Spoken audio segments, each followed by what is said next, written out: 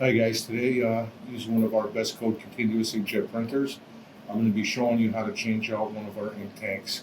First thing we're going to do is make sure that your ink is stopped. We're going to power off our printer, and when it's all shut down, we are going to unplug it from the wall. So the part number that we're going to be using today is 20-5033-1. It's a Venturi assembly. It's part 2 of 2. Part 1 would be the Venturi, but we want part 2 of 2. So now that this is unplugged and powered off, we're going to go ahead and turn our printer around. So with the printer around, I'm going to go ahead and take the back cover off.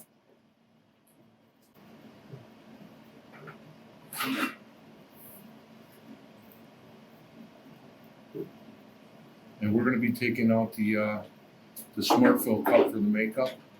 Has 3 Phillips screws, so with a small Phillips screwdriver, we're going to remove the screws carefully, not to drop them into the smart fill, because if it does, it's going to go into the tank and you'll have a heck of a time getting them out. So again, an ounce of prevention when taking these screws out.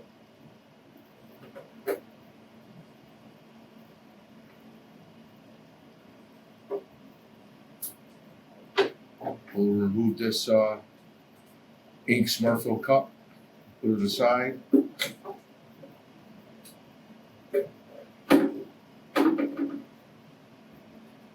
And now we'll go ahead and we'll start pulling out the ink tank itself.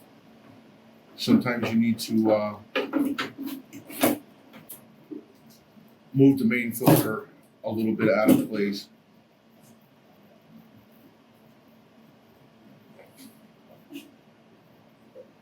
So now with my cup, I'm going to take out the Venturi and stick it in there for now. And then I'm going to start undoing tubes. So this part right here is the float. And the first thing I'm going to be doing is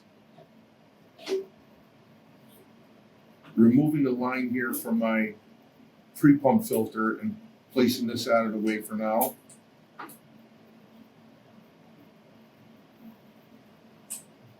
I'm going to disconnect these two tubes here to the side.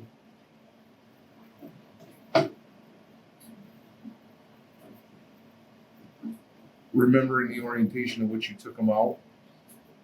The brown tube goes closest to the Venturi and the white tube goes behind it. Now I'm pulling out the float here. There's probably going to be a little ink on it, so I cover up the new ink tank and then I just slip this inside. I push it down until it seals. Just wiping up a little bit of the mess that I made on the new tank. Now I'll turn that to the side.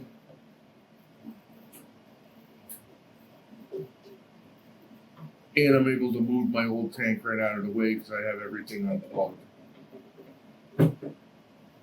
A small bucket would be great to have so you can empty the ink into the bucket and dispose of it. So like I said, now we're going to replace the tubes.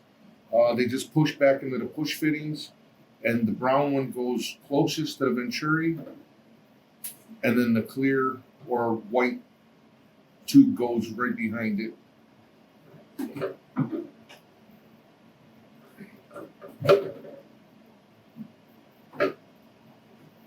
And they're snap fittings, so just listen for the click as you push these in like so.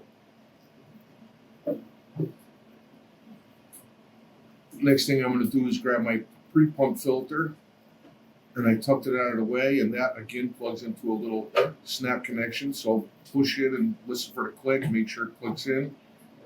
Last thing we're going to do here, guys, make sure that our filter is a little bit up out of the way so I can get it back into the cabinet correctly. And once I have it pushed in correctly and all my tubes are correct, I'm just going to go ahead and push back the Venturi until it snaps in. Now I'll go ahead and retighten up my main filter here.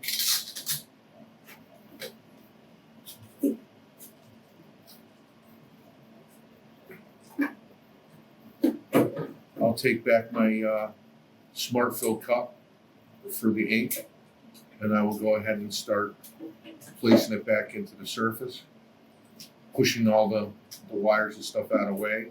If you have any trouble pushing it in, whatever solution you're using, we use MEK here on our printer. So you could just spray a little bit of MEK, as you're going to see me do, just around the rubber boot, just a little bit. And that'll help it slide into place correctly.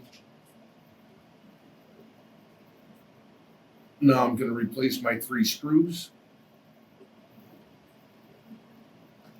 making sure I'm not going to drop them in. So again, just be very careful. Ounce of prevention goes a long way.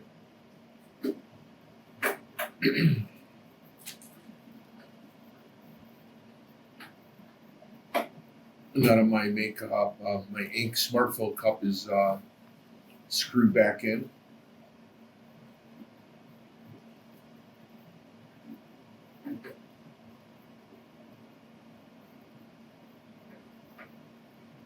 I will go ahead and put the top back on.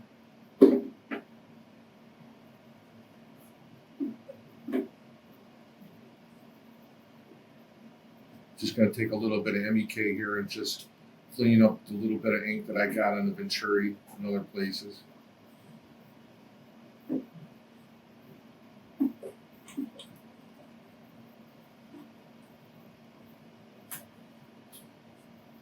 Now I'm just going to go ahead and slide the back cover back on.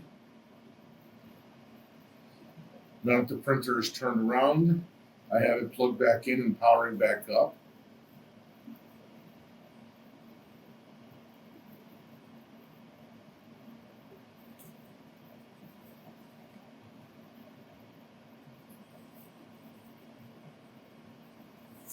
So as you can see right now, the ink tank says it's full, but that's still because my float from the last time when we powered it off, it was full. But in fact, in a moment, we're going to come up with the with an ink warning. Once the float settles in the ink tank, it'll show that we are low on ink here. So I'm going to be grabbing ink and showing you how to go ahead and fill it into our system as soon as this message comes up. We took quite a bit of ink out of the ink tank when we replaced it. So see, we are low on ink right now.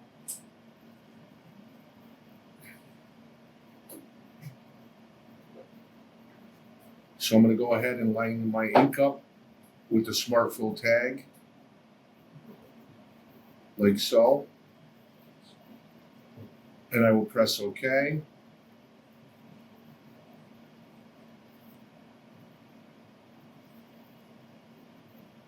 Now you have an ink life is at maximum error code come up.